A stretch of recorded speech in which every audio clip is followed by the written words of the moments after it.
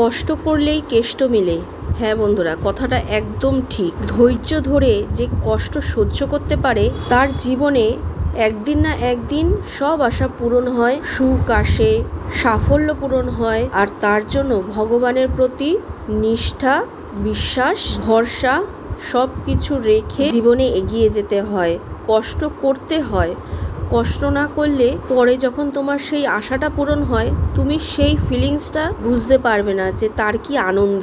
এই জন্যই হয়তো ভগবান আমাদের পরীক্ষা নেয়, প্রতিটা মুহূর্তে সেই অনুভবগুলি করায়। আমরা মানুষ তো, এই জন্য বুঝতে হয়তো টাইমটা একটু বেশি লাগে। এত গরম পড়েছে, এই জন্য এসিটা অর্ডারই করে আসলাম। তো হ্যালো বন্ধুরা, কেমন আছো তোমরা সবাই? আশা করি খুব ভালো আছো। আজ হচ্ছে বৃহস্পতিবার, তো সকালবেলা উঠেছি 6:30 বাজে। তখন বকরি ঈদের জন্য সরকারি সবকিছু বন্ধ থাকলেও সোনুর কিন্তু অফিস আছে, অফিসে যাবে বলে আমি ভাত বসিয়ে দিয়েছি, চা বসিয়ে দিয়েছি। আমার যখন বিয়ে হয় তখন শ্বশুর বাড়িতে অ্যাডভেস্টারের ঘর ছিল, আর এই গরমে তখন খুব কষ্ট হতো। ছেলেরাও তখন খুব ছোট ছোট ছিল।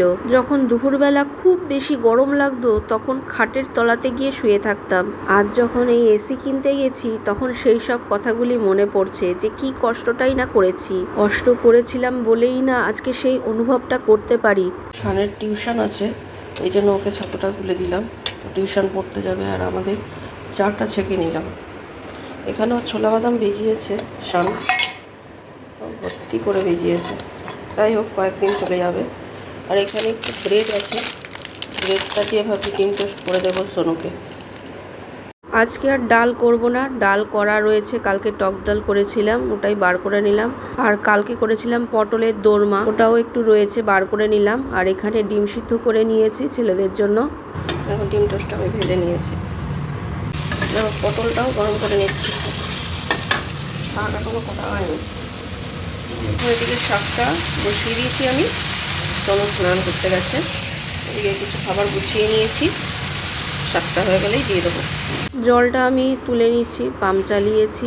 আর পাশের বাড়িতে আজকে হচ্ছে ঢালাই, ছাদ ঢালাই হচ্ছে, এই জন্য মেশিন চলছে, এত আওয়াজ হচ্ছে সকাল থেকে। আর যেহেতু শাশুড়ি মা আর ঠাকুর ঘর মানে এইদিকে, তো সব জানলা টালনা বন্ধই আছে, নাহলে সব ধুলোবালিগুলো ঢুকবে ঘরে। মা তো এখনো ঘুমাচ্ছে। যাই হোক, আজকে বৃহস্পতিবার বলে ছুটি, শুয়ে রয়েছে। আর এদিকে আমি একটা কাঁথা ঢুকিয়েছি কাচার জন্য। আমার হাজবেন্ড সোনুকে দিয়ে আসতে গেল, তো এসেই আমার হাজবেন্ড বললো এক জায়গায় যেতে হবে, তো চলো একসঙ্গেই যাই, আজকে তো ছুটি আছে, দুজনে মিলে তাহলে একেবারে আসার সময় বাজারটা করে নেব।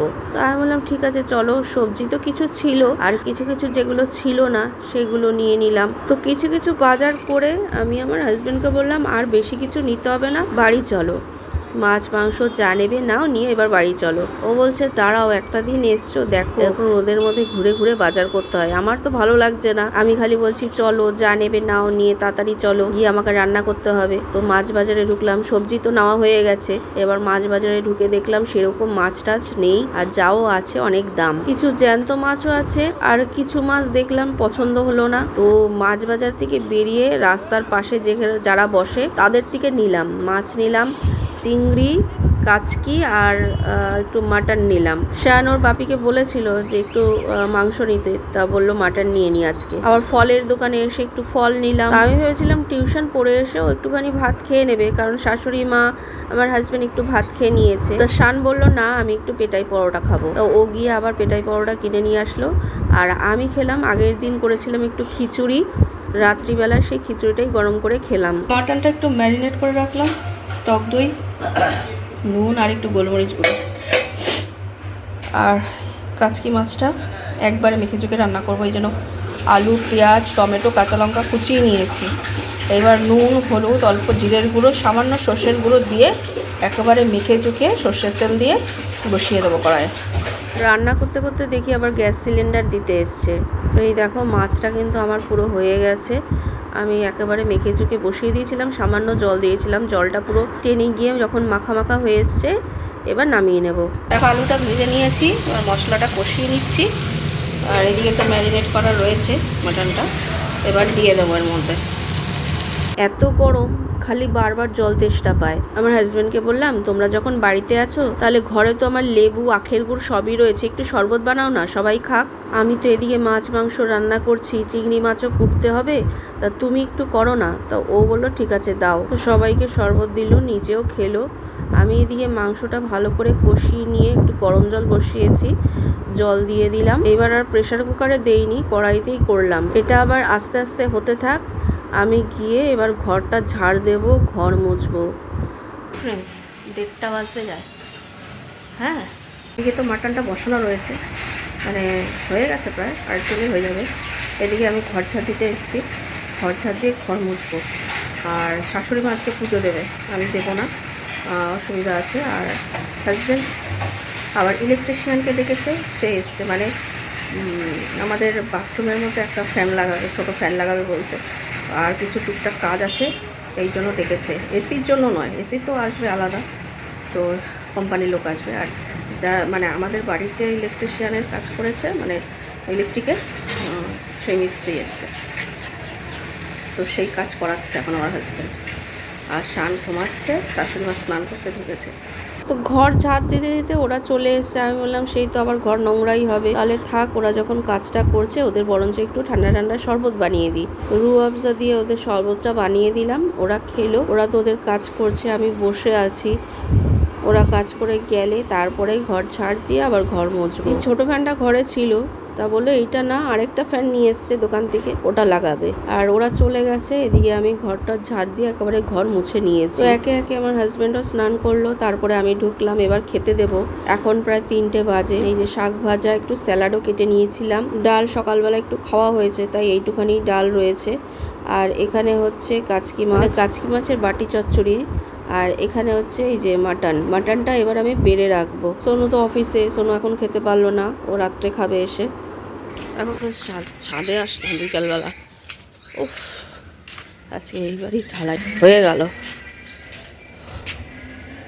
বাড়ি না, এটা ফ্ল্যাটই তৈরি হচ্ছে যদিও। যাই হোক, সারাদিন যেরকম মেঘলা করছে সেরকম আবার রোদ উঠছে।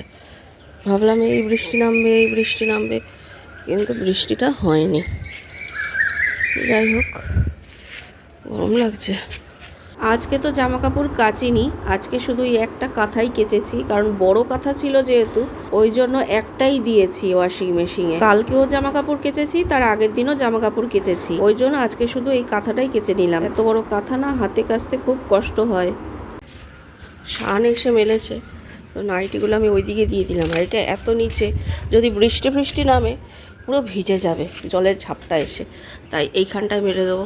ওদের বলে দিলাম যে উঁচু জায়গাটায় মেলবি, তো আর উঁচু জায়গাতে মেলেনি। আমি এই এখন ছাদে এসেছি, এই এখন উঁচু জায়গাতে মেলে দেবো। এত নিচু লেগে যাচ্ছে নিচে, আর ওদিকটা জল জমে, পুরো ঝাপটা এসে কাঁথাটা যাবে ভিজে। একটাই কাঁথা কেচেছি, আর এটার ওয়ারটাই, যে এটা ওয়ারটা শুকিয়ে গেছে, ওটা নিয়ে যাব, কাঁথাটা এই দিকটায় মেলে দিই। মোটা কাঁথা তো, তাই একটাই কেচেছিলাম, এদিকটায় মেলে দিলাম। ওইখানে একদম নিচু হয়ে গেছিলো। আর এত মোটা কাঁথা, এগুলো হাতে কাচা জীবন বেরিয়ে যায়। এর আগে আমি কেচেছি, এখন আর পারি না। ওয়াশিং মেশিন হওয়াতে আমার কত সুবিধা হয়েছে, মানে কী বলবো। তাই ওপরটার থেকে একটু ঘুরে আসি, তারপরে ঘরে যাব। আশ পুরো মেঘে ভর্তি, অনেকটা কালো করে আছে। নতুন ছাদ পেয়ে দেখো না, বিড়াল গড়াগড়ি করছে কিরকম, এই দেখো, ওই দেখো।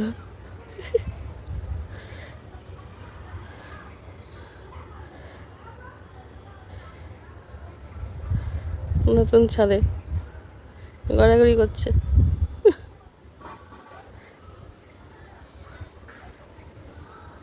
তনু এসে দেখে হাসছে, বলে বাথরুমে কে এরকম ফ্যান লাগায়? জাস্ট তো লাগানোই ছিল, গরম লাগে বলে বাথরুমে, ওই জন্য আবার ফ্যান লাগালো। তনু তো দুপুরে খাইনি, ওকে একটুখানি দিলাম, আর ডিম সিদ্ধ দিলাম, খেয়ে জিমে যা।